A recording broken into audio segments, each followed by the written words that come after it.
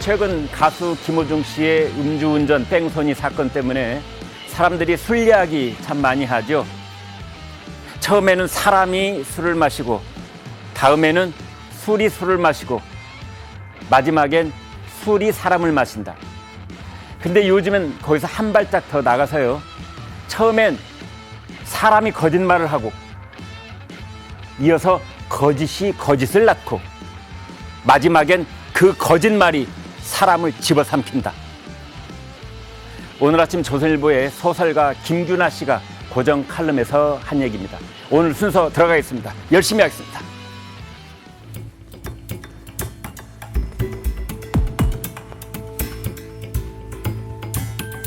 국민일보 보겠습니다. 윤석열 대통령이 어제 10번째, 취임 이후 10번째로 거부권을 행사했습니다. 그래서 전국이 경랑 속으로 빠져들고 있다, 이런 내용입니다.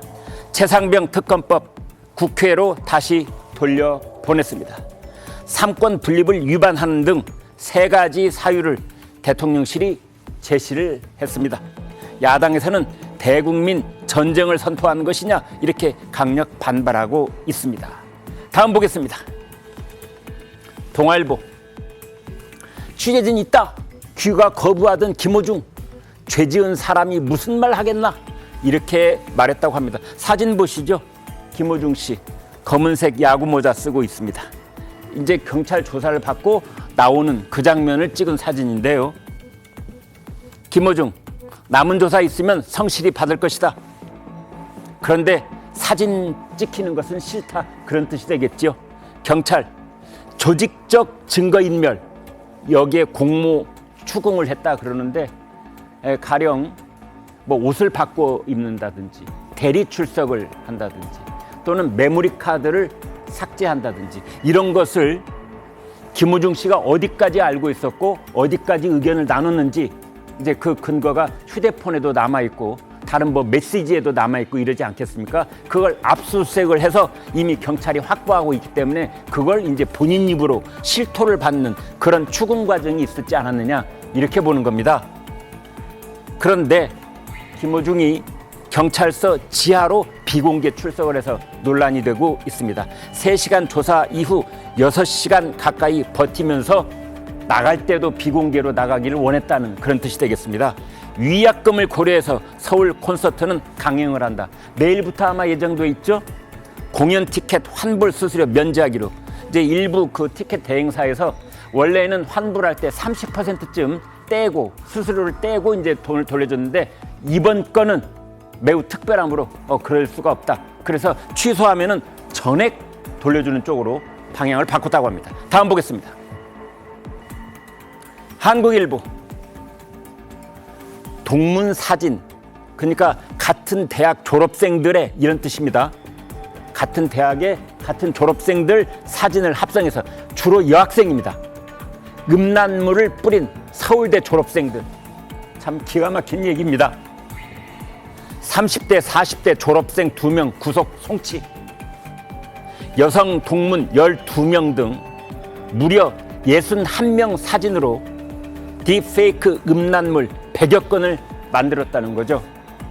N번방처럼 텔레그램 통해서 공유를 했고, 제유포 등 공범 3명도 추가 검거, 이걸 다시 유포를 했다는데, 그 내용들 보면은 서울대판 N번방 범죄 현황 쭉 써 있습니다. 이것을 말이죠, 디지털 살인, 이렇게들 부릅니다. 디지털 공간에서 한 인격체를 그대로 파괴해버리는 그런 범죄를 저지른 것이기 때문에 디지털 살인, 이런 말을 하는데, 여기 기가 막힌 것이 하나 있습니다.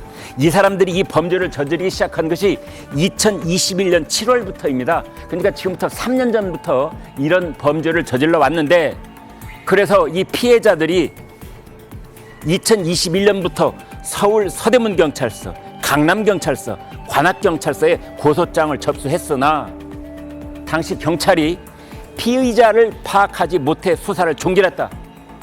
이런 어이없는 일이 있었던 겁니다. 서울대생 피해자 10명이 범인으로 추정되는 인물을 특정해 관악서에 단체 고소를 했을 때도 연관성 부족을 이유로 무혐의 처분을 했다는 사실이 새로 드러난 겁니다. 오늘 토론 시작하겠습니다.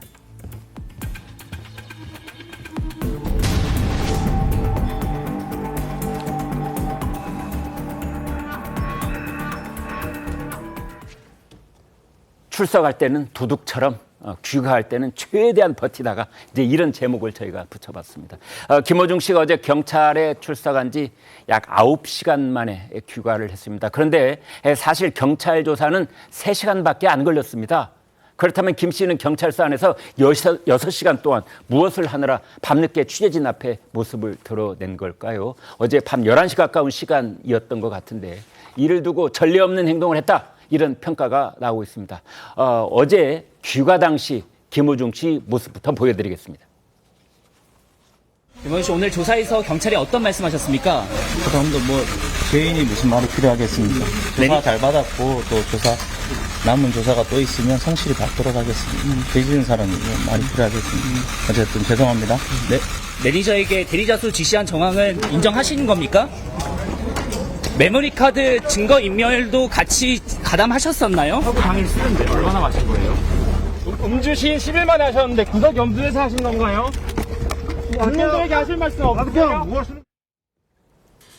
자, 최재원 기자, 뭐 죄 지은 사람이 무슨 말을 하겠느냐 말은 그렇게 했지만 전체적인 분위기는 다소 여유 있는 모습이에요.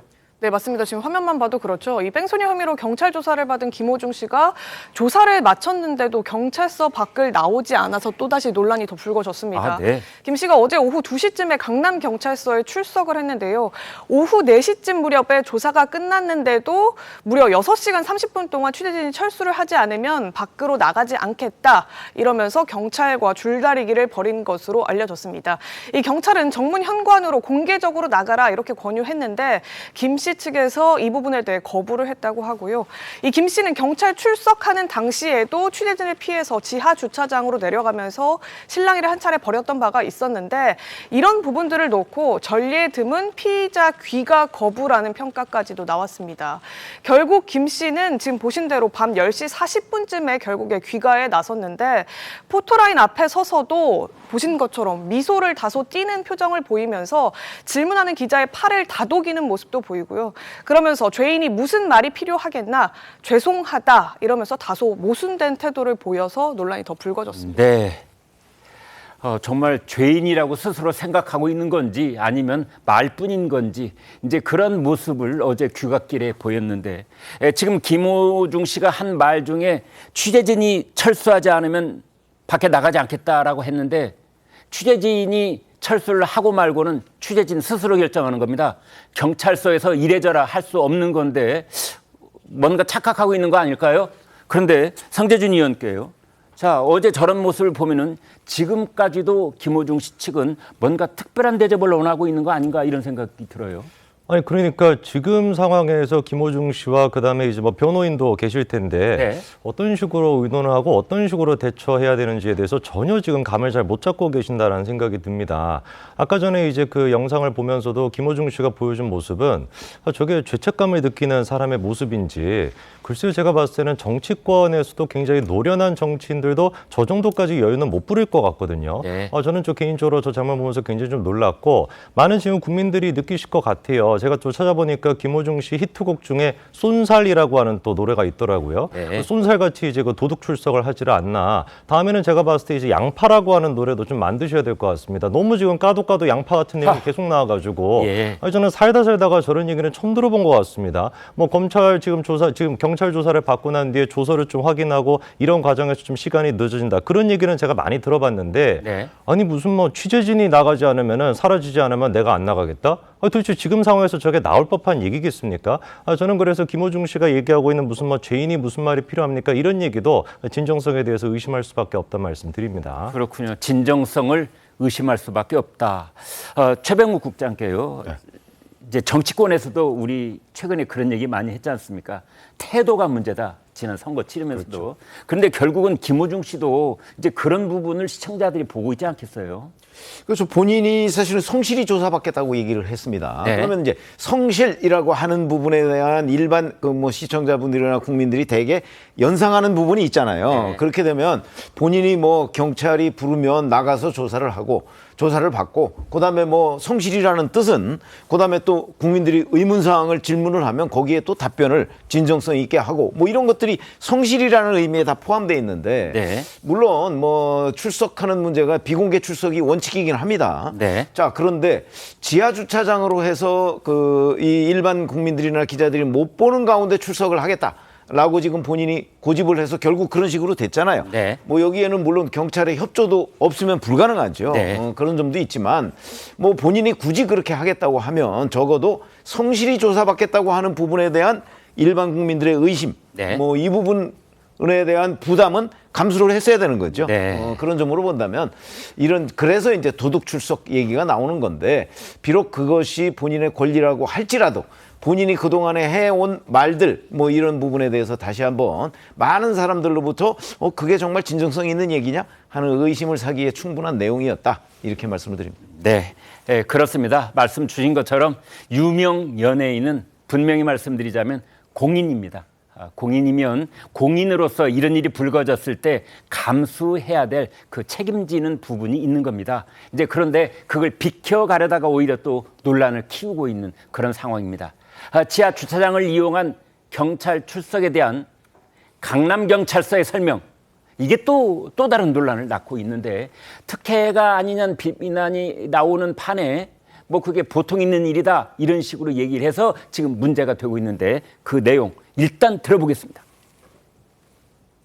본인이 원하거나 아니면 본인이 희망하는 방법으로 해가지고 이쪽으로 들어왔다면 모르겠지만 평상시 그런 부분들에 대한 특별한 의견이 없다고 한다면 저희들이 평상시에 하던 대로 그렇게 진행을 하는 거니까. 지하로 들어가는 게 평상시 하던 대로예요? 여쭤보는 거예요. 평상시 하는 것보다도 저희 규정상 그렇게 진행하는 부분이니까요. 그러니까 그렇게 이해해 주시면 될 것 같습니다. 지하로 들어가는 게 특별한 그리고 게 나중에 아니라는 거예요? 끝나고 난 다음에 그런 부분들에 대해서 저희 네, 기자들 앞에서 이렇게 민감한 사건 이제 이 얘기를 할 때는 그 경찰서 간부들도 뭔가 좀 말 한마디도 신중하게 고를 필요가 있을 텐데 평상시라는 말 때문에 나중에 고생을 하게 됩니다. 찾아보면은 경찰 공보 규칙, 그러니까 경찰 수사 사건 등의 공보에 관한 규칙 뭐 이런 게 있습니다. 거기에 이제 16조에 비공개 출석이 원칙으로 돼 있는데 문제는 바로 평상시라는 표현인데요. 평상시대로라면 유명인들의 경우에는 그렇다면 정말 다 100% 비공개 출석했는가 이제 이런 점을 좀 따져 보겠습니다. 김진욱 대변인께요. 네.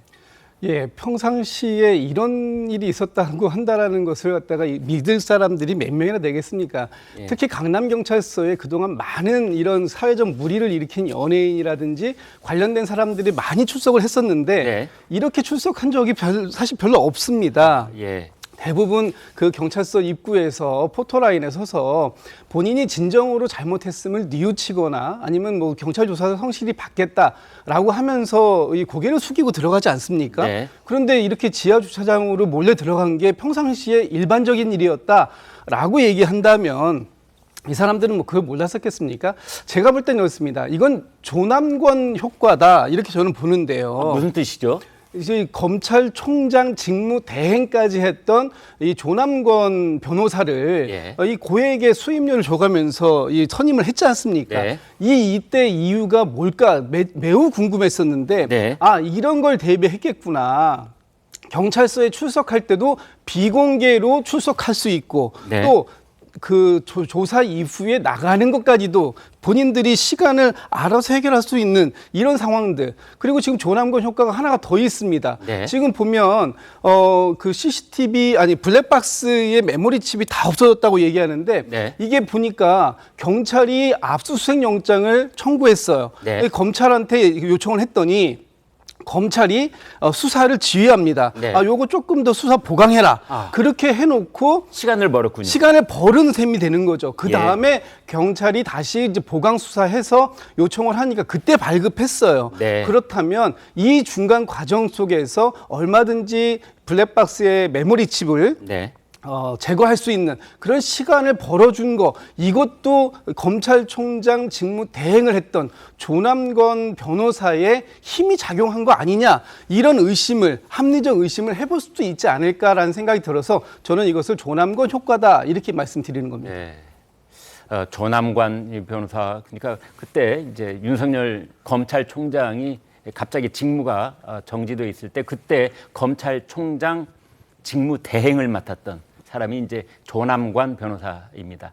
근데 이제 그게 그래서 저런 변호사 비싼 변호사를 쓰면은 이러저러한 눈에 잘 보이지 않는 이제 혜택들이 있다 뭐 이런 얘기들이 돌아다니는데요. 저희 제작진들이 이 비공개로 출석하는 것이 평상시에 하는 일인지에 관해서 자료를 좀 찾아본 내용이 제 손에 있습니다. 근데 여기 고유 명사들이 다 있는데 뭐 이번 사건으로 또 느닷없이 몇 년 전 다 잊힌 사건을 또 불러내지는 않겠습니다. 근데 여기에는 유명 가수도 있고요. 유명 스포츠 스타도 있고요.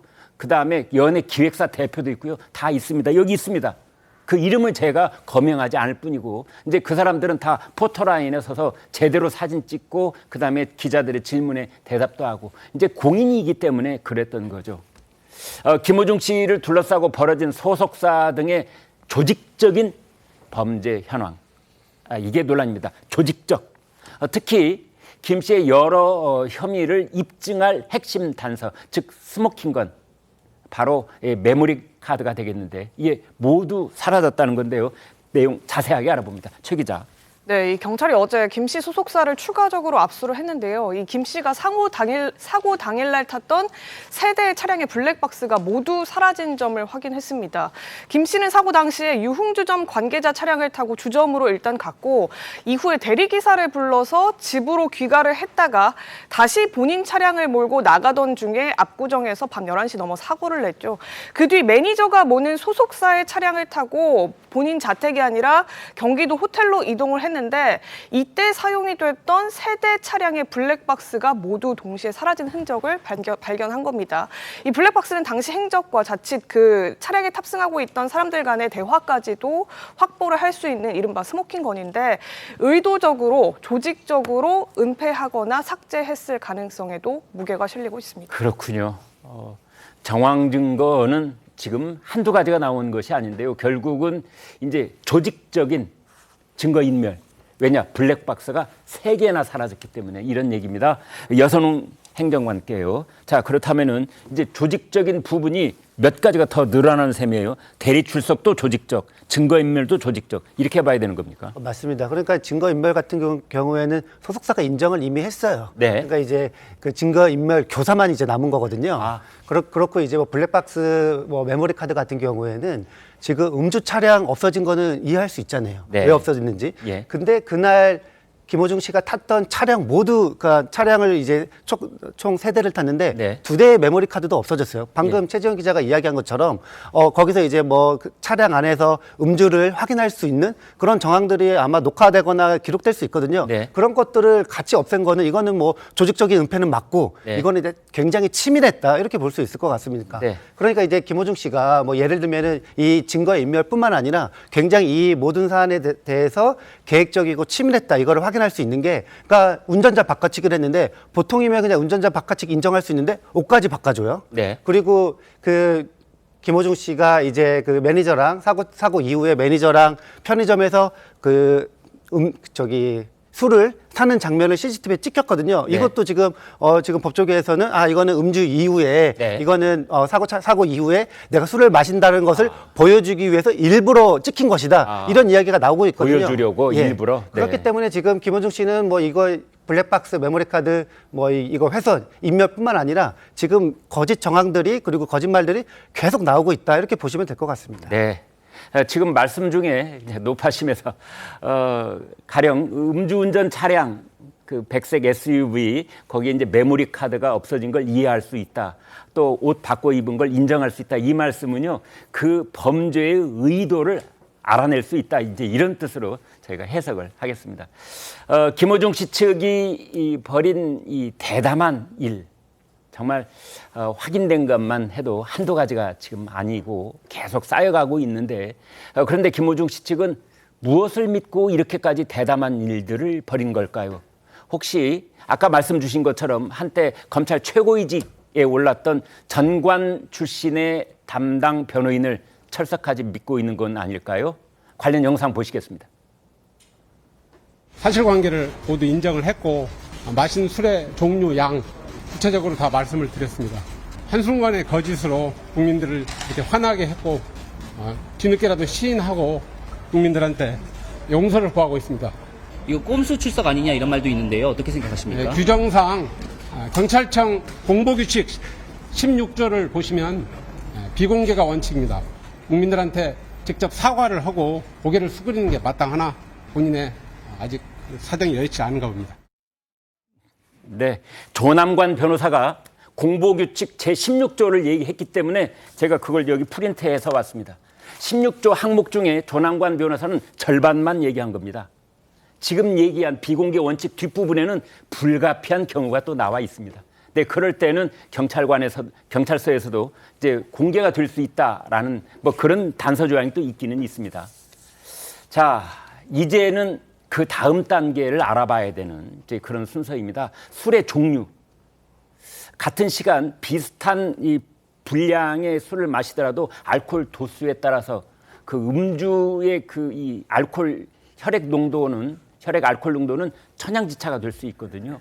가령 도수가 아주 낮은 술을 마셨느냐 아니면 위스키 뭐 40도, 50도의 술을 마셨느냐에 따라서 크게 달라지는데 이제 그것을 말했다고 조남관 변호사가 얘기한 것은 여론이 아주 냉담해진 뭐 그런 것을 이제 참작했기 때문이 아닌가 싶은데 여기에서 혈중 알코올 농도 0.03% 얘기가 나오고 있습니다. 그 내용 알아보겠습니다. 성재준 의원님. 네, 그러니까 이게 지금 0.03%가 굉장히 중요한 기준이죠. 네. 그게 이제 넘게 돼야지 음주운전이 인정이 되게 되는 겁니다. 근데 이번에 사실상 김호중 씨 측에서 저렇게 뭐 시인을 했다라고 할까요? 음주 사실에 대해서. 네. 그랬던 계기가 이제 국가수의 그 결과가 나왔기 때문인데 네. 우리 이제 그 신체 같은 경우는 아시는 것처럼 이제 알코올을 먹고 나면은 90분 정도까지는 이제 계속해가지고 수치가 올라가다가 90분 이후부터는 이제 좀 줄어들게 됩니다. 당연히 네. 이제 알코올을 분해하게 되니까요. 그리고 분해한 결과로서 이제 부산물이 몸에 남게 되는 것인데 그거를 이제 국가수가 이번에 검출을 해낸 겁니다. 네. 근데 이제 문제가 음주했다라는 사실은 그거를 통해서 알 수가 있는데 어느 정도를 마셨는가는 또 알 수가 없거든요. 네. 근데 이제 아까 전에 이제 그 조남관 변호사의 얘기 중에 굉장히 저희가 중심적으로 봐야 되는 게 뭐냐면 마신 술의 종류와 양 이 두 가지만 얘기합니다. 네. 근데 사실 제일 중요한 포인트는 시점이거든요. 네. 언제 마셨는지에 대한 얘기가 지금 조남관 변호사의 얘기에 따르면 시점은 공개를 안 한 것처럼 저는 느껴져요. 네. 근데 아시는 것처럼 지금 이제 김호중 씨 같은 경우는 교통사고가 나고 난 뒤에 맥주를 지금 마셨다라는 것까지도 확인이 되어 있는 상태입니다. 네. 왜 도대체 그렇게 사고가 나고 난 뒤에 맥주를 마셨을까? 내가 내 몸에서 알코올이 이렇게 검출이 된 거는 운전하기 전에 술을 마셔가지고 검출이 된 게 아니라 음주 이후에 술을 마셨기 때문에 검출이 된 것이다. 그런 식의 어떤 논리를 만들기 위해서 맥주를 마셨다고 생각이 들거든요. 네. 저는 그렇기 때문에 조남관 변호사가 지금 얘기를 할 때 그 시점에 대해 가지고는 구체적으로 얘기를 안 했을 가능성이 굉장히 높아 보이고 그거를 생각해가지고 아마 음주 혐의는 좀 빠져나갈 수 있을 것 같다. 법리적으로 그렇게 판단하는 것 같습니다. 네. 더더욱 그렇기 때문에 지금 이제 스모킹 건이라고 아까 전에 언급이 됐었던 세 대의 지금 차량입니다. 심지어 유흥업소의 그 어떤 그 직원이 운전했던 그 차량, 거기다가 김호중 씨의 본인의 차량, 네. 그리고 이제 소속사의 차량까지 세 대의 지금 메모리 카드가 다 없어졌다라는 것인데 그거를 경찰이 최대한 빨리 확보를 해가지고 거기에 아마 이제 그 목소리까지도 녹음될 가능성이 있기 때문에 음주 여부나 이런 부분들에 대해서 빨리 확인이 필요해 보입니다. 네. 자, 그래서 음주에 대한 구체적인 내용들, 그날 낮부터 저녁 밤늦게까지 있었던 일들에 대한 소상한 이제 그런 전경들이 다 밝혀져야 될 겁니다. 아마 시청자 여러분들의 관심은 그 다음 단계로 넘어가 있을 거라고 생각을 해 봅니다. 결국은 이제 범죄에 대한 전체적인 모양은 얼추 드러났기 때문에 그 다음 김호중 씨는 어떻게 될까? 이 점 아니겠습니까? 어떤 죄값을 얼마만큼 치러야 하는 것일까? 가령 무죄가 가능한가? 그 다음 단계인 벌금형인가? 아니면 교도소에 들어가야 될 정도인가? 이제 여기 얘기가 있는데 천차만발입니다. 전문가들 목소리로 직접 한번 들어보겠습니다. 술을 특정 시점에 0.03% 이상으로 마셨다라는 얘기를 한 건 아니잖아요. 위드마크 공식만 있을 때는 사실 무죄가 날 수 있는 가능성이 크다는 것이죠. 일반인이 이와 같은 행위를 했다면 벌금형으로 끝날 수 있습니다. 하지만 범인 도피, 증거인멸, 또 공인으로서의 위치 이런 부분 감안된다면 벌금형 선고될 사안은 아니고 집행유예형 선고될 것이냐 실형 선고될 것이냐 이 문제만 남았다고 볼 수 있습니다. 위험, 음주, 치상이라고 하는 죄는 사실상 이런 수치가 없어도 네. 음주의 영향으로 정상적인 운전을 못할 수가 있었다고 하는 증거들이 입증이 되면 막 비틀거린다든가 혀가 꼬인다든가 이거는 1년 이상 10년 이하의 또 중형에 처해질 수 있기 때문에 그걸로도 간접 증거가 간접 되는군요. 증거로 되면 네, 심지어 전문가 입에서 15년 중형에 관한 언급까지 나왔습니다. 최 국장께요. 자, 그렇다면 지금 이제 김호중 씨에게 적용될 수 있는 혐의 몇 가지나 됩니까? 그 일반적으로 얘기해서 이제 사고라는 건 날 수가 있잖아요. 네. 그게 뭐 술을 먹었던 먹지 않았던 사고는 날 수 있어요. 그런데 만약에 음주운전 하나였다면 지금 어느 전문가가 얘기하듯이 그 음주운전을 인해서 음주운전의 그 결론은 대개의 경우 이제 사고가 나지 않았으면 네. 대개의 경우 뭐 면허 취소나 뭐 이런 걸 하고 벌금형 뭐 이렇게 끝나는 경우가 많아요. 네. 근데 이제 김호중 씨 경우에는 그거를 인정하지 않았어요. 네. 그리고서 사고가 났습니다. 그걸 다 부인했습니다. 증거인멸했습니다. 이러다 보니까 예. 단순하게 그냥 뭐 벌금형으로 끝날 수 있는 거를 본인이 지금 죄를 몇 가지를 계속 더 추가한 셈이죠. 네. 뭐 뺑소니, 뭐 그다음에 이게 이제 사고 후 미조치라는 거고요. 네. 그다음에 운전자 바꿔치기, 도주치상. 왜냐하면 그 상대 운전자가 그 전치 2주의 상처를 입었거든요. 네. 그러니까 도주치상, 그다음에 증거인멸 교사 뭐 해서 총 합쳐보면 한 7가지 정도의 범죄 혐의가 추가로 된다는 거예요. 그러니까 예를 들어서 앞에 음주가 무죄가 나온다 할지라도 지금 네. 0.03%인지 이게 0.0인지 0.04인지 좀 애매하다 그러면 네. 그 부분에 무죄가 나올 수는 있거든요. 네. 근데 음주는 무죄가 나오더라도 그 이후의 조치와 관련해서 무려 7가지 정도의 범죄 혐의가 있기 때문에 네. 이것만 가지고서도 아마 구속이 가능한 것 아니냐. 더군다나 뭐 메모리 카드 제거 뭐 이런 부분도 이게 다 증거인멸이거든요. 그런 점에서 본다면 아마 조남관 변호사를 왜 썼을까? 이것도 이거와 연관돼 있지 않나. 아하, 이게 예. 경찰 수사를 마치면 이제 검찰로 송치가 될 테니까. 네. 그렇게 되면 이제 조남관 변호사 검찰총장 직무대행까지 했던 사람 아닙니까? 네. 그러니까 검찰 단계에서 뭔가 이거를 어떤 전관 변호사의 그 우위력을 발휘할 수 있도록 이런 거물급을 쓴 것 아니냐. 이런 이제 의심까지 드는 거죠. 네. 자, 조남관 변호사 얘기가 계속 화제에 오르고 있습니다. 그런데 김호중 씨 입장에서 본다면 어제 이제 강남경찰서에서 조사받았죠. 우선 당장 닥친 것은 내일로 예정되어 있는 서울 공연입니다. 그런데 공연을 강행한다 이런 얘기가 계속 나오고 있어요. 자, 김 대변인.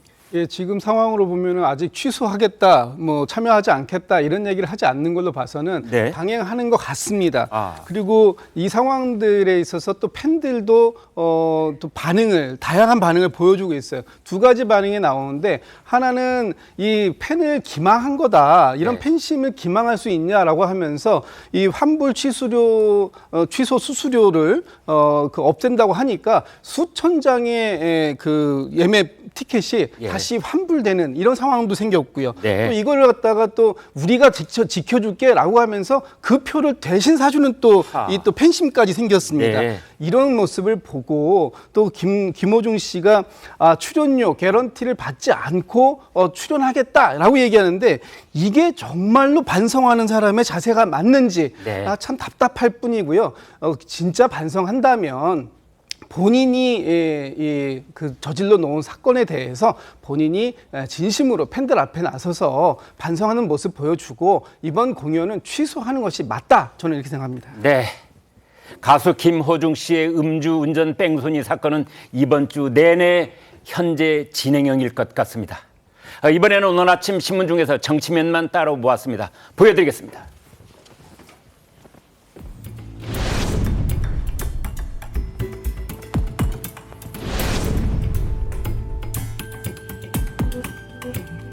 네, 조선일보 보겠습니다. 문재인 회고록. 문재인 회고록이 소환한 삼김 여사 문제. 김건희, 김정숙, 김혜경. 네, 얼굴 사진 여기 함께 있죠. 김건희 여사는 명품 가방 수수 등 한 3가지 정도 거론해 볼 수가 있고, 김정숙 여사는 인도 타지마을 외유성 출장 의혹 등 한 3가지 정도 거론해 볼 수가 있고, 김혜경 씨는 법인카드 사적 유용 의혹 등 한 2가지 정도가 지금 걸려 있습니다. 그래서 삼김 여사 특검하자 이참에 이제 이런 얘기가 나오고 있는 겁니다. 문재인 전 대통령의 책 출간 후에 삼김 여사 특검론이 급부상하고 있다. 이런 걸 긁어부스럼이라고 하죠. 혹 때려다 혹 붙였다라고도 하고요. 김건희 특검 수세에 몰렸던 여권이 김정숙, 김혜경 의혹도 함께 특검 조사해보자 이런 겁니다. 야당 쪽에 친명계에서는 입이 이만큼 나와 있습니다.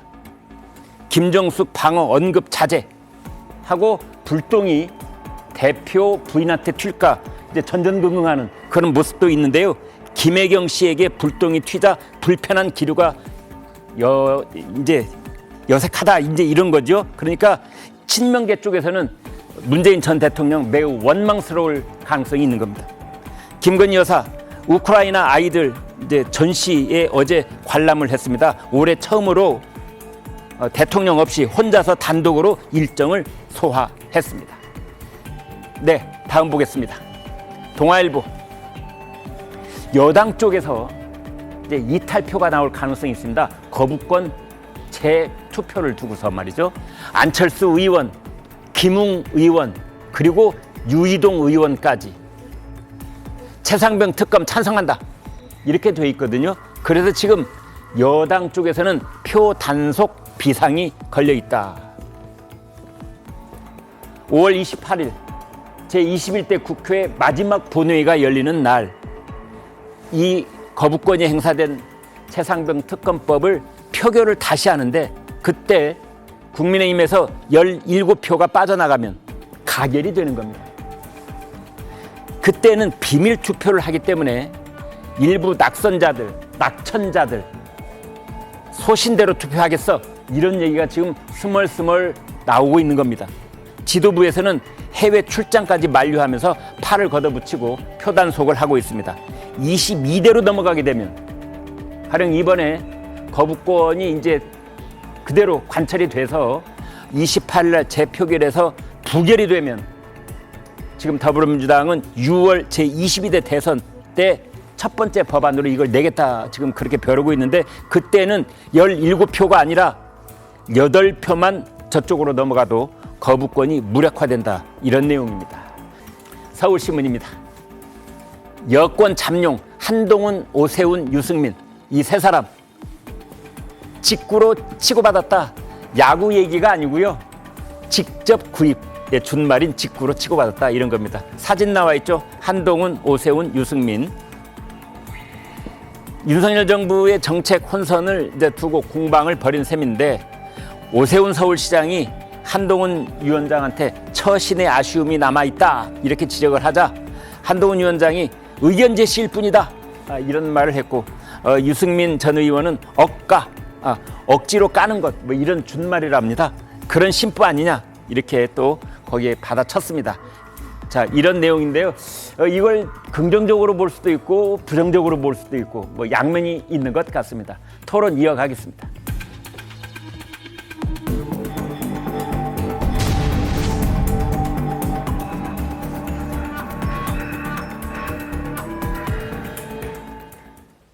네, 김정숙이 엘리자베스 여왕이냐 이제 이런 뜻입니다. 총선에서 거대 의석을 확보하고 승승장구하던 민주당이 의외의 변수에 발목이 잡힌 모양새입니다. 이른바 문재인 리스크. 문 전 대통령이 회고록에서 김정숙 여사의 인도 방문을 소환하면서 정치권의 뜨거운 감자로 떠오른 겁니다. 민주당은 뒤늦게 이제 김정숙 여사의 방어에 나서면서 이런 주장까지 했습니다. 어떤 내용인지 직접 들어보시겠습니다. 국민의힘이 주장하듯 인도가 최초로 초청한 것은 김정숙 여사가 아니라 도종환 문체부 장관이었다라고 하는 것도 사실이 아닙니다. 실무협상 과정에서 김정숙 여사를 파견하는 것이 좋겠다라고 결론 나서 인도가 김정숙 여사를 초청했던 것입니다. 타지마할에 방문한 것도 역시 인도 측의 요청입니다. 그러니까 우리나라의 정상급 인사가 인도 타지마할을 방문한 것은 엘리자베스 여왕이 한국을 방문해서 안동을 방문한 것이나 유사한 것이다. 외교 일정이다. 이렇게 봐야 합니다. 자, 최국장님, 이제 말을 하다 보면 아니한 말 못한 말이 나오기도 하는데 이제 김정숙 여사하고 이제 고인이 된 엘리자베스 여왕을 이제 빗댄 거예요. 우리가 엘리자베스 여왕이라고 하니까 이게 여자를 붙이다 보니까 이제 엘리자베스라는 사람은 우리식으로 따지면 이제 대통령이 아닌 것처럼 이해하기 쉬운데 네. 대통령입니다. 우리식으로 맞습니다. 따지면. 맞습니다. 그렇죠. 네네. 그러니까 굳이 비교를 하자면 성별 빼고 네. 비교를 하자면 김정숙 여사는 영부인이기 때문에 네. 아마 엘리자베스 여왕의 남편하고 비교를 하는 게 맞는 거죠. 아, 그렇군요. 그런 거 아니에요? 네. 엘리자베스 여왕은 영국의 최고 통치자니까. 네. 물론 형식적인 의미지만. 네. 그렇기 때문에 비교를 하자면 문재인 대통령하고 비교를 해야 되는 것이고 네. 그 부분을 이제 김정숙 여사한테 비교를 해야 되는데 뭐 그러네요. 억지로 두둔하려고 하다 보니까 네. 이제 저렇게 비교를 한 건데 지금 진성준 정책위장이 얘기한 거는 사실관계가 완전히 다릅니다. 제가 네. 뭐 늘 말씀을 드리지만 2018년 7월에는 뭐 당초에 인도 정부에서 문재인 대통령 부부를 11월에 다시 오라고 얘기를 했습니다. 네. 그런데 이제 7월에 방문하고 11월에 또 간다는 게 얘기가 안 되잖아요. 네. 이제 그렇기 때문에 그 얘기는 없어졌고 네. 그 다음부터 이제 문체부 장관 얘기가 나온 거예요. 네. 그랬는데 10월 중순에 이게 갑자기 김정숙 여사로 바뀐 거거든요. 네. 그렇기 때문에 진성준 정책위장이 얘기하는 거는 본인들의 뭐 억지 주장은 될 수 있을지 모르겠으나 적어도 지금까지 남아있는 외교 문서, 네. 그다음에 당시에 뭐 신봉길 주 인도대사 등 이 증언자들의 증언과 비교해 보면 근거가 없는 거다 이렇게 말씀드리겠습니다. 네. 사실은요, 아주 간단합니다. 인도 방문을 앞두고 김정숙이라는 세 글자가 누구 입에서 먼저 나왔는가 하는 겁니다. 인도 정부 쪽에서 먼저 나왔는지 아니면 청와대 쪽에서 먼저 나왔는지 그것만 밝혀지면 이번 사건은 간단한 겁니다. 자, 여기에서 1999년이죠. 그해 봄에 안동을 방문했던 영국 엘리자베스 여왕의 모습을 영상으로 보시겠습니다. 하회마을에 첫 발을 디딘 여왕 일행은 충효당 앞들에 20년생 구상나무 한 그루를 기념 식수하는 것으로 역사적인 안동 방문 일정이 시작되면서 내당에서 시연하는 전통 고추장, 김치 담는 장면을 관람한 후에 우리 문화의 예의에 따라 신발을 벗고 충효당 내실에 들은 여왕은 공연이 끝나고 음식과 과일 등 47가지로 차려진 생일상의 푸짐함에 놀라 메리 굿, 원더풀을 연발하며 자, 최재현 기자, 당시 엘리자베스 여왕은 그러니까 저때가 김대중 대통령 때군요. 네, 맞습니다. 그때 국빈 방문이었어요? 네, 맞습니다. 1999년 4월입니다. 엘리자베스 2세 영국 여왕이 부군인 필립 공과 함께 고 김대중 전 대통령 내외 초청으로 3박 4일 동안 한국 국빈 방문을 했었는데요. 가장 한국적이고 자연스러운 모습을 보고 싶다, 이런 엘리자베스 여왕의 뜻에 따라서 한국의 전통 문화의 정수인 안동 하회마을을 찾아서 73번째 생일상을 받았습니다. 안동과의 인연을 맺었고 이는 한영 외교사의 족적을 남겼다는 평가까지도 받는데요. 이 여왕은 당시에 담연제에서 안동 소주의 명인인 조옥화 여사가 마련한 방금 보신 그 성대한 생일상도 대접을 받았는데 이 당시 여왕이 충효당에서 신발을 벗고 마루에 오른 일화 세계적으로도 화제가 되기도 했었습니다. 이 여왕 같은 경우에 발을 노출할 일이 실질적으로 잘 없는데 신발을 벗는 순간 내외신 기자들이 플래시 세례를 터뜨리는 모습도 보였고요. 여왕이 다녀간 이후에 이 하회마을 매년 100만 명 이상의 관광객이 방문을 했고 2010년도에는 유네스코 세계유산으로 지정되기도 했습니다. 네. 여러분 조금 전에 영상에서 영국 여왕이 맨발로 우리 마루에 오르는 모습 보셨죠? 여기서 깨알 지식 하나 말씀드려본다면 영국 여왕한테는 신발을 대신 신어보는 비서관이 있습니다. 그래서 여왕이 새 신발을 이제 맞추면 그 신발을 길들이기까지 상당 기간 비서가 먼저 신은 다음에 여왕이 신는다는 점 말씀드려 봅니다. 자, 일국의 지도자 신분으로 와서 외교적 성과를 냈던 엘리자베스 여왕인 반면에 이제 김정숙 여사는 타지마을 방문 이후에 그걸 이제 회고록에는 뭐 외교적 성과가 있는 것처럼 얘기를 했는데 사실은 이런 경우에 이제 우리가 이걸 따져보기 위해서는 그 외교적 어떤 근거 서류가 있느냐 이제 이런 점인데 출장 갔다 오면 항상 보고서를 쓰잖아요.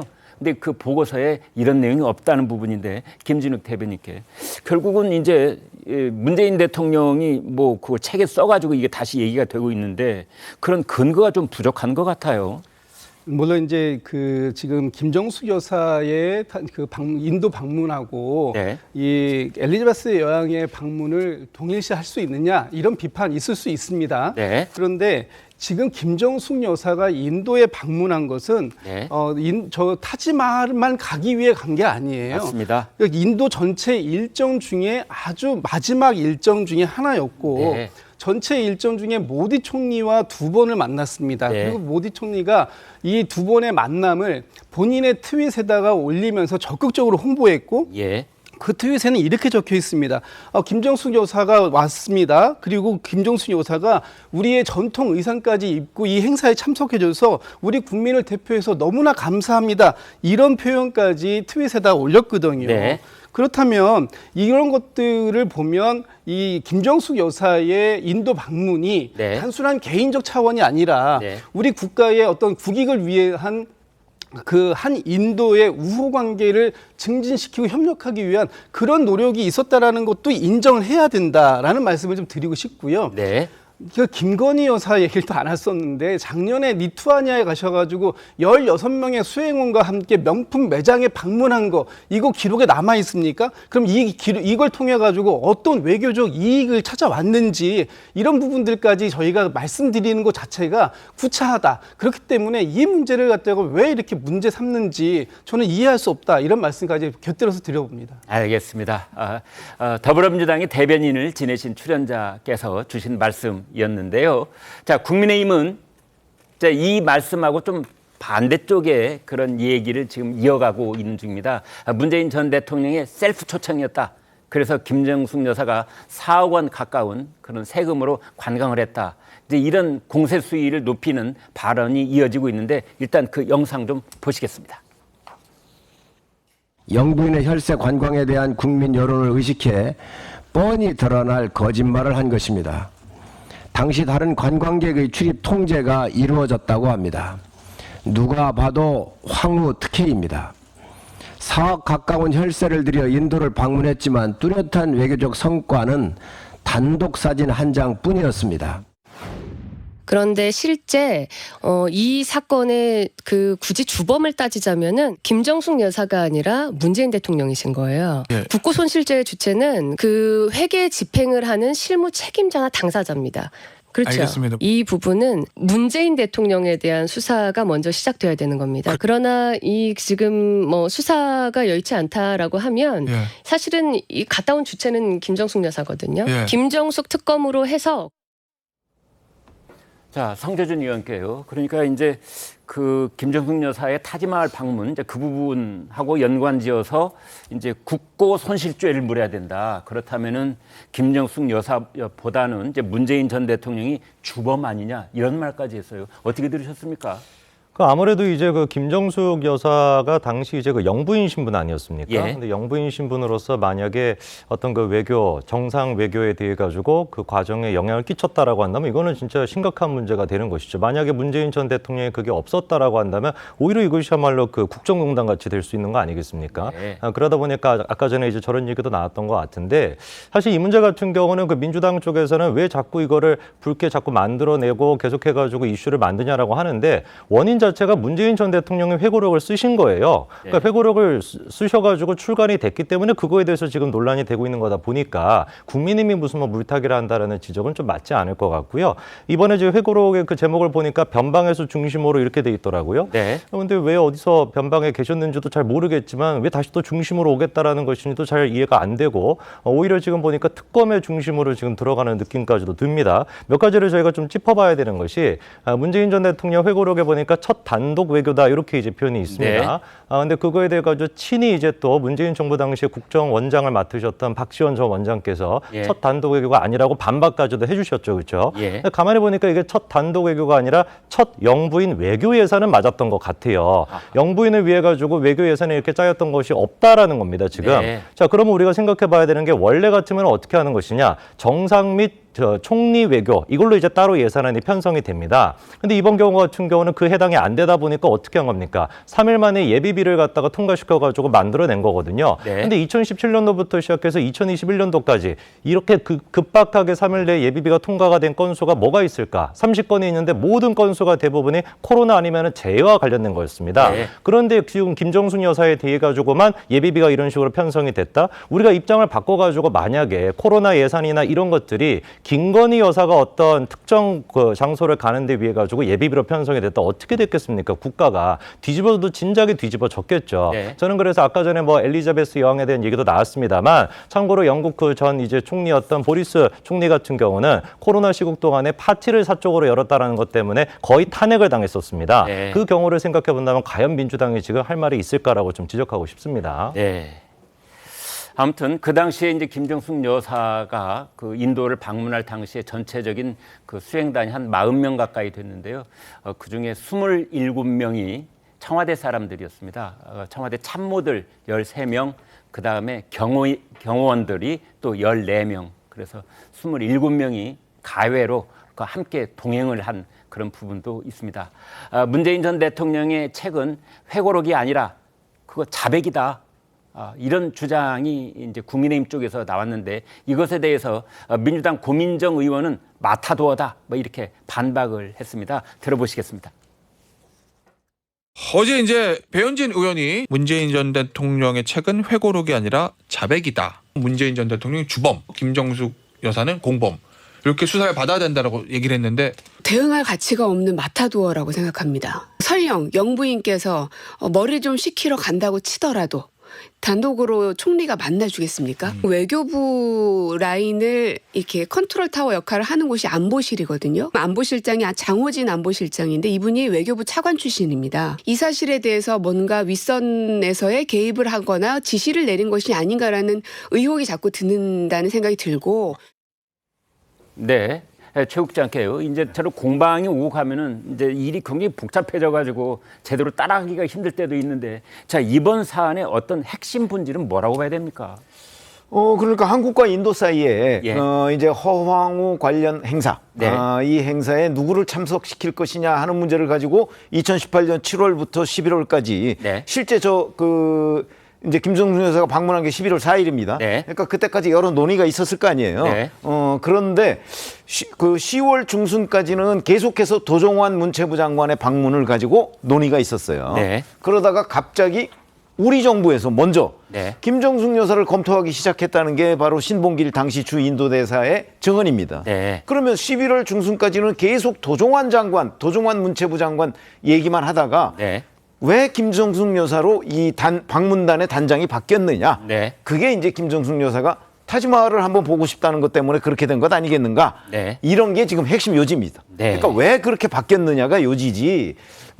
그 김정숙 여사가 갔더니 인도 모디 총리가 만나줬다?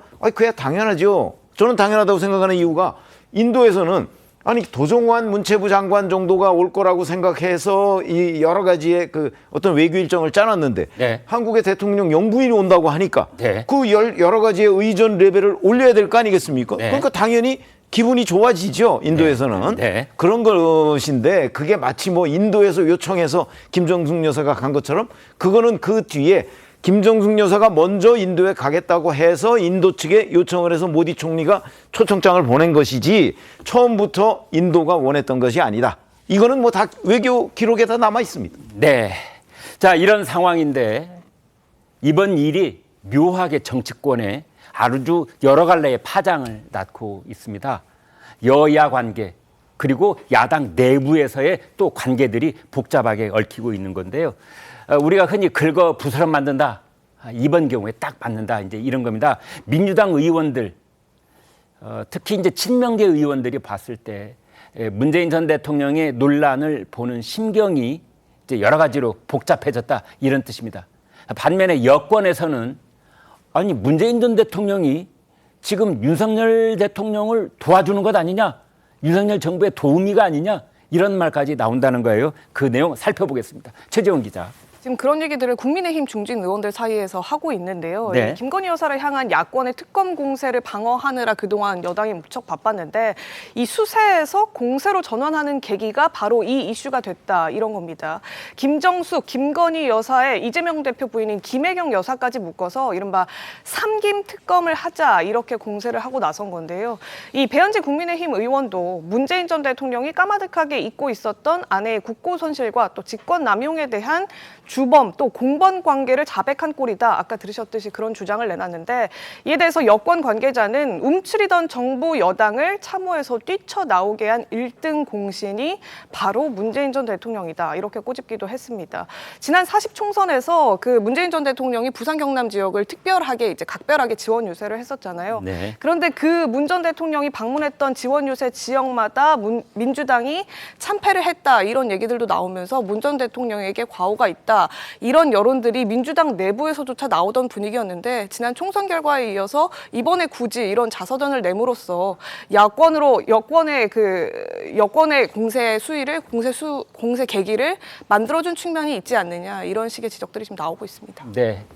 여권이 지금까지는 수세에 몰려 있었는데 공세로 전환할 수 있는 결정적인 계기를 문재인 전 대통령이 만들어줬다.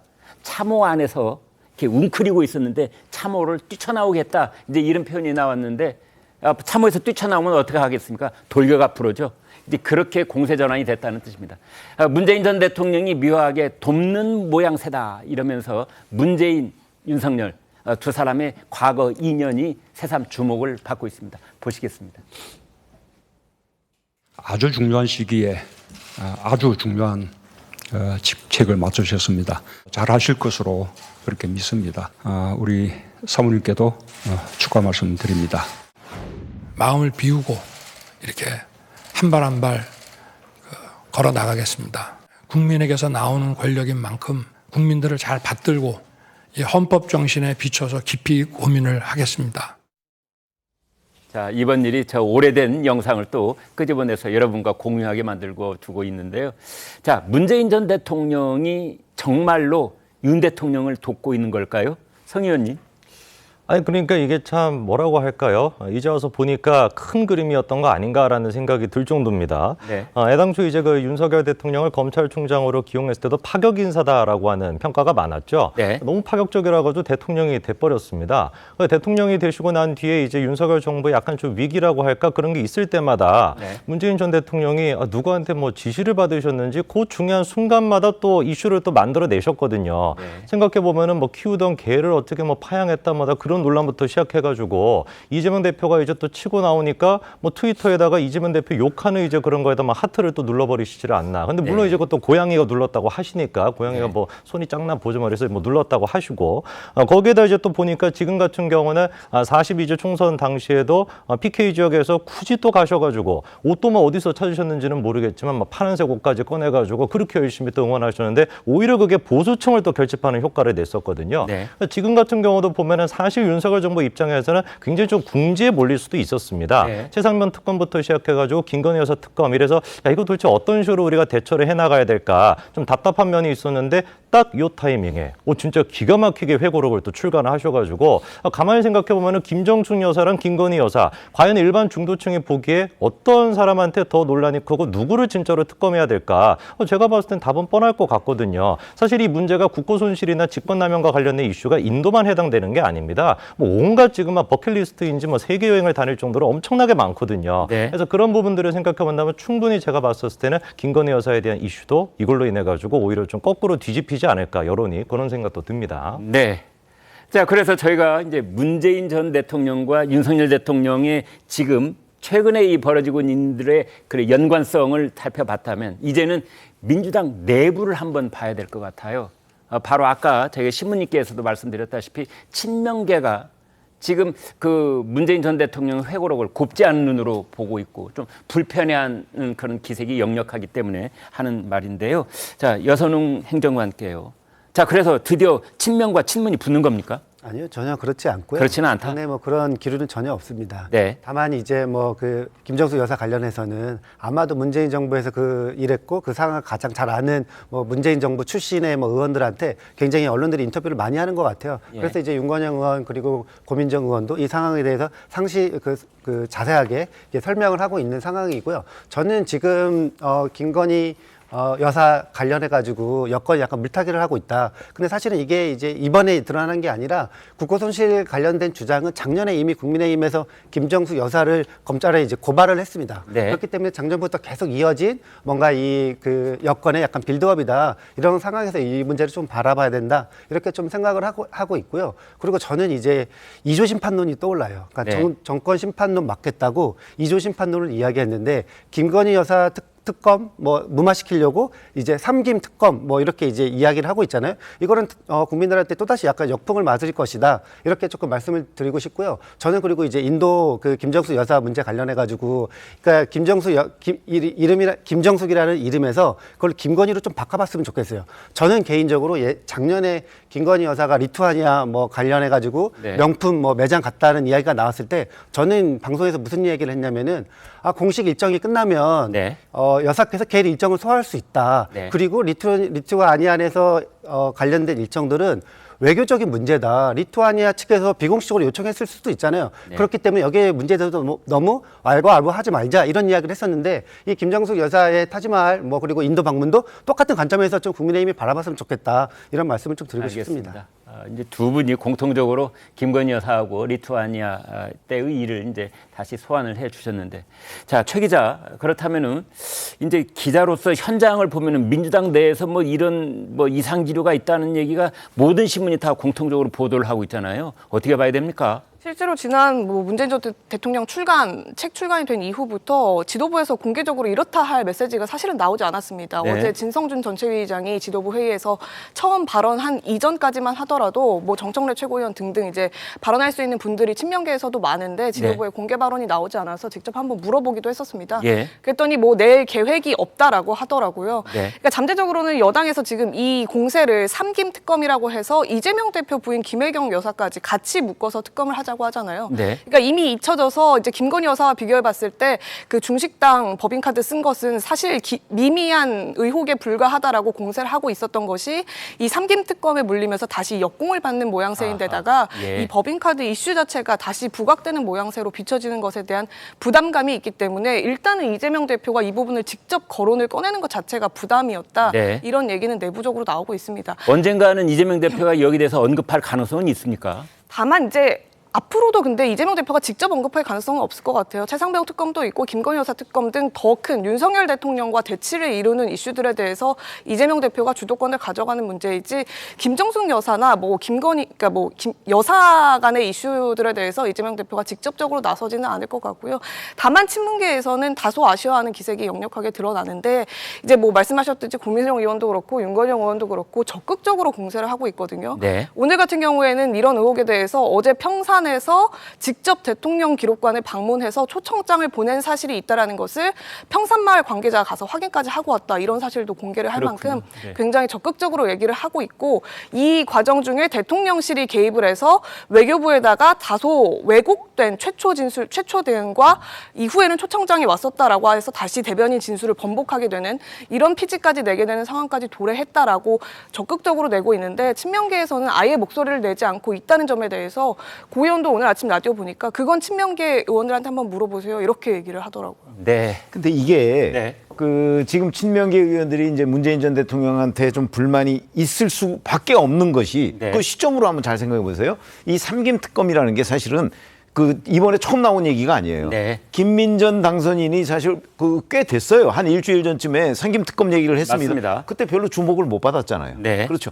그랬는데 갑자기 문재인 전 대통령이 지금 대담록이라는 걸 내는 바람에 내서 거기서 그 김정숙 여사의 뭐 첫 영부인 단독 외교다 이 얘기를 하는 바람에 급격하게 불이 옮겨 붙은 거거든요. 네. 그러니까 만약에 문재인 전 대통령의 이 회고록이라는 것이 없었다면 네. 그냥 김민전 전 당선인의 일주일 전 3김 특검 주장으로 그냥 넘어갔을 사안을 네. 문재인 전 대통령이 불러온 거잖아요. 네. 그러니까 친명계 입장에서는 참 진짜 긁어부스럽니다. 이렇게 그 좀 불만이 나올 수밖에 없는 상황이 됐다고 저는 봅니다. 알겠습니다. 그래서 지금 이 문제가 저 회고록과 관련해서 지금 계속 굴러가고 있는 이슈 중에 하나인데 글쎄요 언제까지 저 얘기가 계속 지금 어떤 상황을 굴리는 그런 동력으로 작용할지 지켜보겠습니다. 신통방통 지금부터는 오늘 가장 뜨거운 인물을 만나는 순서입니다. 오늘 이 사람 첫 번째 인물 두 사람이네요. 두 사람 모습. 황운하 당선자 의원 그리고 김기현 의원 당선자 이 두 사람입니다. 이달 말 22대 국회 개원을 앞두고 의원실 배정, 의원 회관 얘기입니다. 거기서 이제 이루어지고 있는데 근데 이번에 운명의 장난인 걸까요? 재판으로 엮여져 있는 황운하 원내대표, 김기현 의원이 그 의원회관 5층에서 만나 그것도 옆방을 쓰게 됐답니다. 과거 둘의 감정이 어떠했었는지 듣고 오겠습니다. 그 사람은 지금 죄를 지었다고 피의자 신분인 것으로 알고 있는 사람인데 제가 그 사람하고 맞짱 토론한 일은 아니고 그 맞짱 토론할 당사자가 아니죠. 그분이요. 피의자로 조사를 받고 있는 사람하고 피해자가 돼 있는 저하고 같이 이렇게 말을 섞어가면서 토론을 하는 듯이 하는 게 전 처음부터 싫어서 이렇게 안 하겠다고 말씀드린 건데. 김기현 시장님께서 선거에 패배하신 후에 여러 가지 억울한 심경이 드실 건 이해는 합니다. 그러나 민심을 겸허하게 받아들이는 것이 책임 있는 정치인의 모습이죠. 선거 패배의 책임을 경찰 수사로 돌리는 것은 이것은 과도한 피해자 코스프레라고 생각합니다.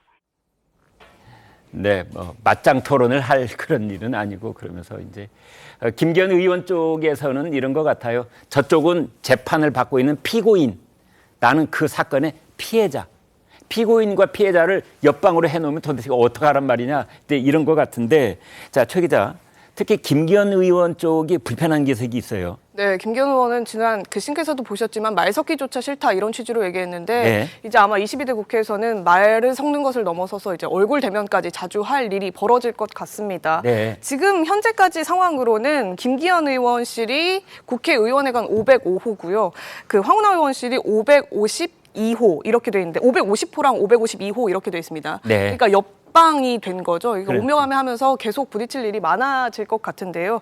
이 부분 놓고도 김기현 의원 측에서는 지금 가해자가 피해자 옆방으로 온다는 상황이 벌어진 거다. 네. 지난 울산시장 선거 개입 의혹 사건에 황운하 의원이 피의자고 본인은 피해자인데 옆자리 배치하는 것이 말이 되느냐 이러면서 이른바 2차 가해다 이런 식으로 강하게 반발을 하고 있는 상황이고요.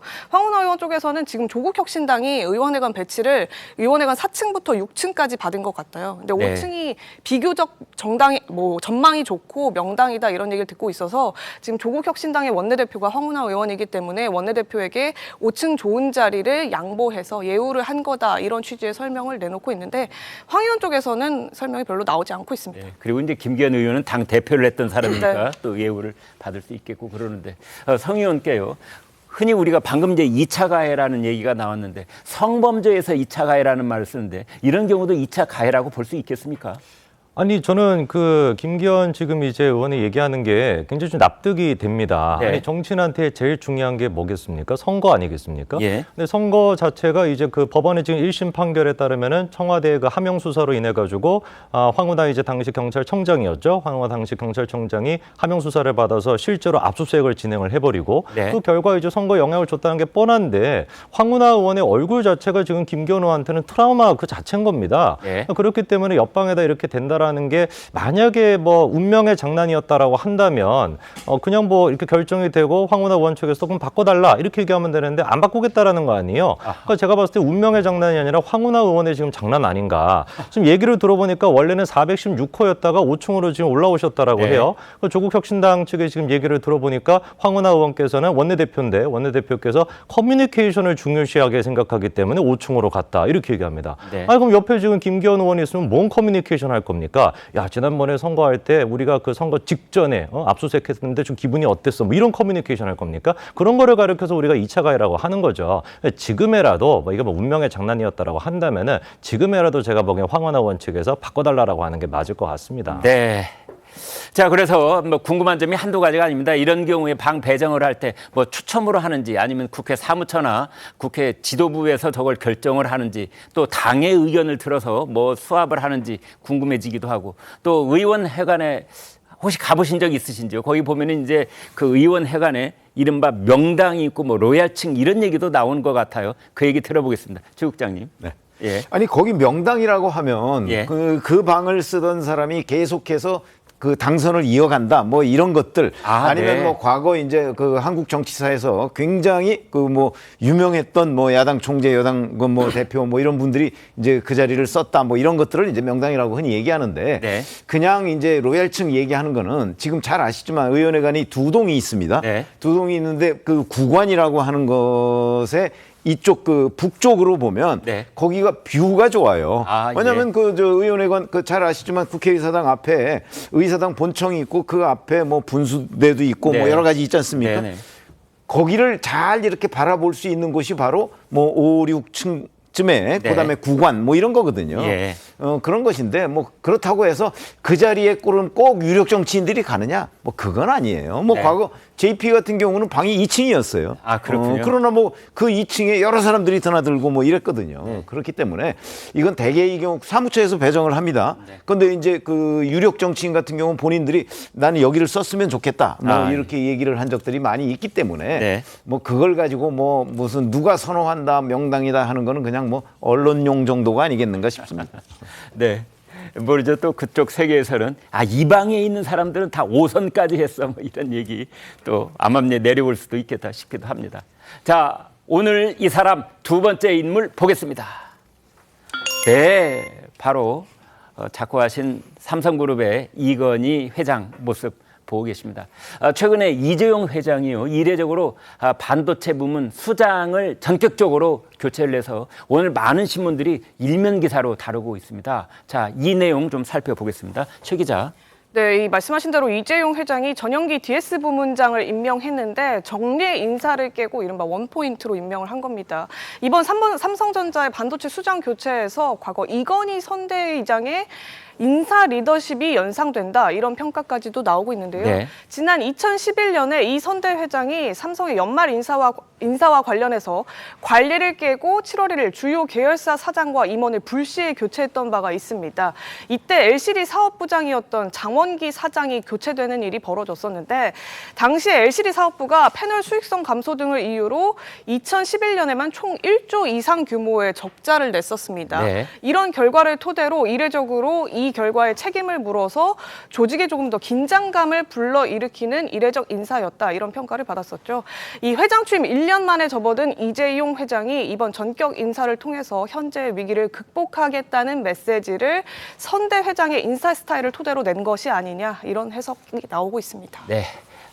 조직의 긴장감을 불어넣기 위한 방책으로 최고 책임자를 교체하는 것만큼 더 큰 것이 뭐가 있겠느냐 뭐 이런 분석들도 나오고 있는데 고 이건희 회장 여러분 다 아시죠?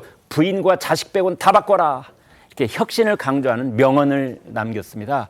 30년 전입니다. 독일에서 있었던 신경영 선언 직접 듣고 오겠습니다. 바꾸려면 철저히 바꿔. 극단적으로 얘기해. 농담이 아니야. 마누라 자식 빼는 건 다 바꿔봐. 이제는 삼성이 안 변하면은 영원히 국가적으로 1위고 잘 해봐야 1.56까지는 갈 수 있을지 모르겠다. 많이 바뀔 사람은 많이 바뀌어. 많이 기여해. 적게밖에 못 바뀔 사람은 적게 바뀌어서 적게 기여해. 그러나 남의 뒷다리는 잡지 말라 이게. 뒷다리는 잡지 마라. 변해야 될 사람은 변하는 법이다. 이제 이런 얘기 방금 들으셨습니다. 안경을 벗어서 손에 쥐고 강조하는 모습인데요. 결국은 변해야 인류가 될 수 있다. 그런데 삼성전자 위기론이 사실은 뭐 작년, 금년 계속 나오고 있는데 적자 규모가 커져 있고 하이닉스에 비해서 뭐 뒤처지는 분야가 있다. 뭐 이런 얘기가 있습니다. 그래서 이재용 회장이 아버지 이건희 리더십을 벤치마킹하고 있다. 이런 얘기인데요. 김진욱 대변인께요. 예, 이건희 회장을 우리가 일반적으로 위기의 승부사다 이렇게 이제 별칭으로 불러드리지 않습니까? 예. 그만큼 위기의 순간이 왔을 때 어떻게 이 위기를 극복해낼 것인가, 이 변화 그 과정 속에서 이건희 회장은 위기 의식을 챙기고 거기에 변화로서 이걸 승부를 봤단 말이에요. 네.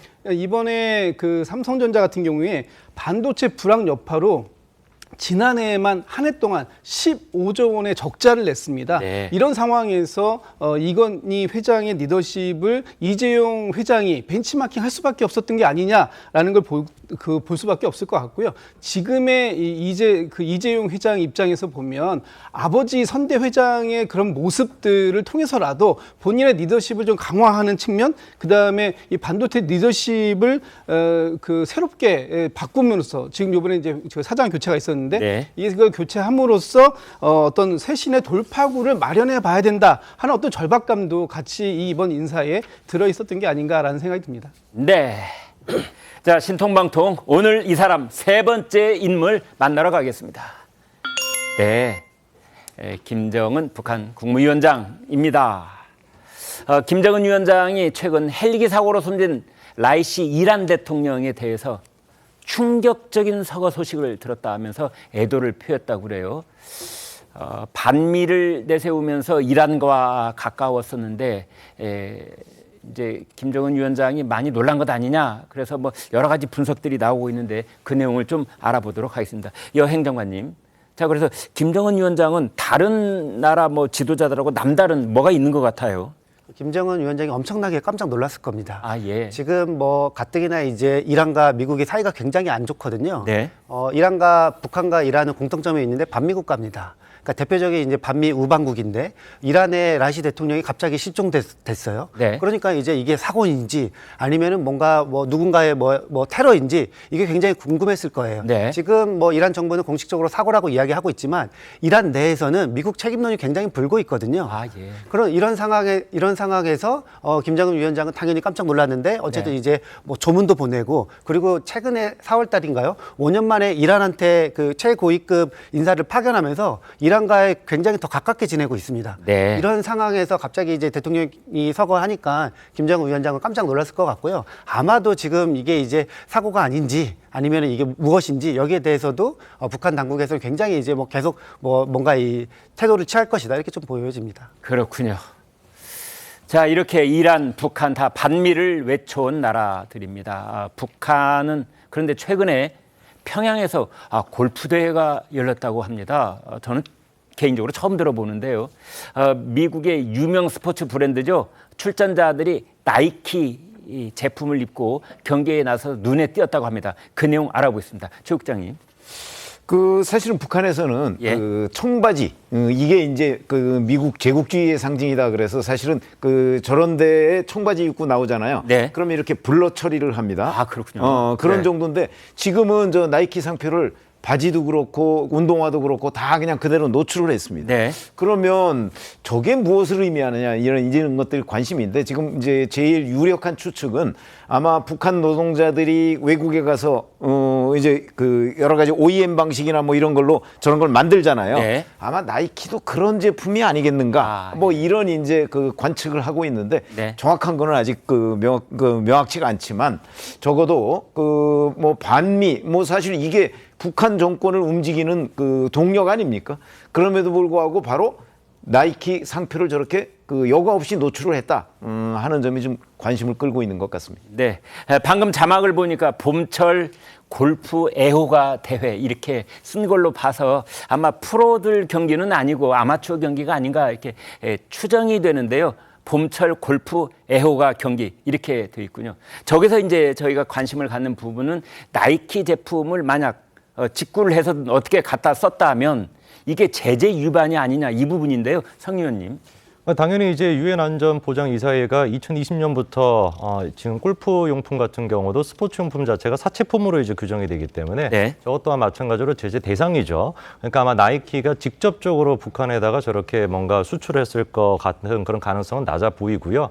근데 저는 저런 모습 볼 때마다 참 뭐 여러 가지 생각이 듭니다. 평양 일반 이제 시민들이 저렇게 미제라고 할까요? 북한식 표현으로 뭐 미제 그런 어떤 제품을 쓰면은 과연 어떻게 될까? 뭐 아우지탄광 같은데 끌려가지 않겠습니까? 거기 끌려가가지고 아니 저 사람들도 다쳤는데 왜 나만 가지고 뭐라고 해요라면은 거기 이제 있는 기간만 더 늘어나지 않겠어요? 그러니까 참 이런 것들을 보면은 반미를 외쳐왔던 북한이 정작 저렇게 사치품을 누리고 있는 모습이 참 진짜 여러 가지 생각이 듭니다. 뭐 지금 시점에서 북한이 이거에 대한 제재 여부를 좀 피할 수 있는 방법은 저게 진품이 아니다. 나이키가 진품이 아니라 가품이었다. 이렇게 이제 얘기하는 게 있을 텐데 과연 또 그런 입장에 나올지도 한번 지켜봐야 될 것 같습니다. 네. 그렇군요. 방금 이제 영상에서는 경기가 끝나고 이제 아마 성적이 좋은 사람한테 상을 주는 그런 장면까지 보셨는데 그때 여러분 이렇게 유심히 보셨는지요?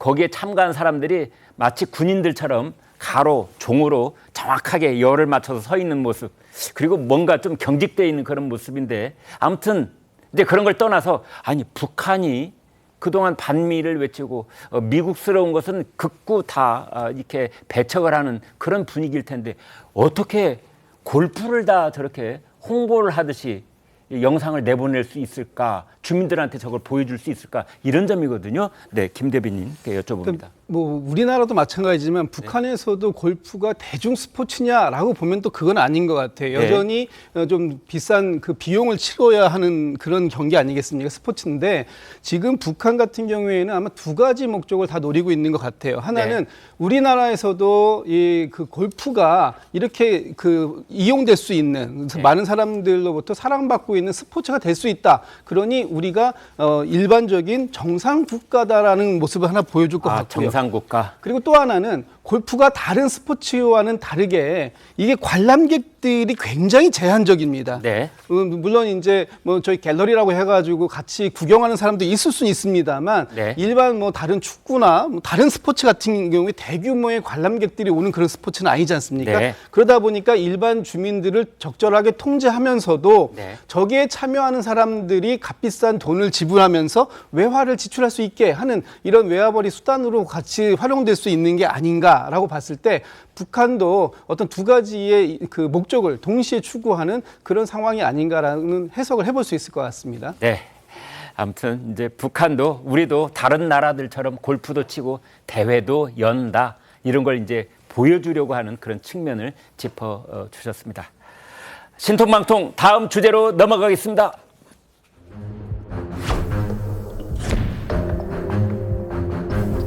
민심이 뭔지에 대해서도 판단이 서로 다를 수 있잖아요. 그럴 때는 대화 토론 그리고 시간이라는 마법이 있어요.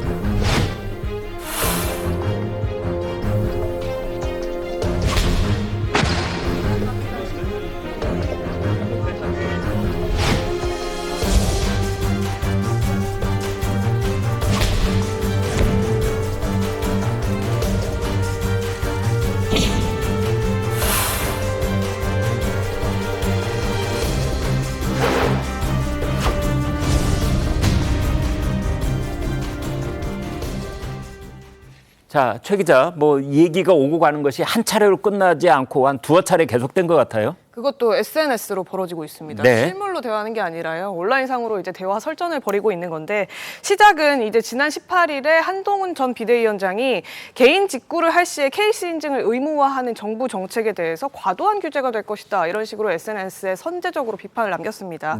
그랬더니 이틀 뒤인 20일에 오세훈 시장이 여당 중진으로서 아쉬운 처신이다 이렇게 얘기를 했는데 여기서 여당 중진이 누구이냐를 가지고 또 논란이 일었죠. 나경원, 안철수 이런 사람들 얘기와 함께 한동훈 전 위원장도 포함이 된다 이렇게 오세훈 시장 측에서 확인을 해줬습니다. 그러자 한 전 위원장이 어제 다시 이 처신이라는 단어를 이유로 처신 차원이 아니라 건설적인 의견을 제시한 거다 이렇게 재반박을 했고요. 그러니까 오 시장이 다시 SNS를 통한 의견 제시는 최소한으로 해야 한다라는 뜻이었다. 그러면서 처신이라는 표현은 스스로도 정제가 되지 않은 표현이었다 이러면서 간접적으로 사과 뜻을 표했습니다. 그렇군요. 네, 한 시청자는 이런 댓글을 주신 게 기억이 납니다. 저런 여권의 여당의 중진들의 정책을 놓고 설전을 벌이는 일이 총선 전에 좀 있어야 됐던 것 아니냐 이런 말씀까지 주셨습니다. 신통방통 오늘 또 출연자들께서 날카로운 평론을 해주셨는데요. 다시 들어도 명쾌한 오늘의 일타일담은 바로 이겁니다. 저게 죄책감을 느끼는 사람의 모습인지 글쎄요, 제가 봤을 때는 노련한 정치인들도 저 정도까지 여유는 못 부릴 것 같거든요. 제가 또 찾아보니까 김호중 씨 히트곡 중에 쏜살이라고 하는 또 노래가 있더라고요. 쏜살같이 이제 그 도둑 출석을 하지를 않나. 다음에는 제가 봤을 때 이제 양파라고 하는 노래도 좀 만드셔야 될 것 같습니다. 너무 지금 까도 양파 같은 얘기 계속 나와가지고 저는 살다가 저런 얘기는 처음 들어본 것 같습니다. 엘리자베스라는 사람은 그 우리식으로 따지면 이제 대통령이 아닌 것처럼 이해하기 쉬운데 대통령입니다. 우리식으로 따지면. 맞습니다. 그렇죠. 비교를 하자면 김정숙 여사는 영부인이기 때문에 아마 엘리자베스 여왕의 남편하고 비교를 하는 게 맞는 거죠. 비교를 하자면 문재인 대통령하고 비교를 해야 되는 것이고 억지로 두둔하려고 하다 보니까 이제 저렇게 비교를 한 건데 지금 진성준 정책위장이 얘기한 거는 사실관계가 완전히 다릅니다. 저희들 생각은 한결같습니다. 시청자 여러분이 계시기에 저희 출연진 그리고 신통방통 존재할 수 있습니다. 내일 또 아침 8시 50분에 돌아오겠습니다. 고맙습니다.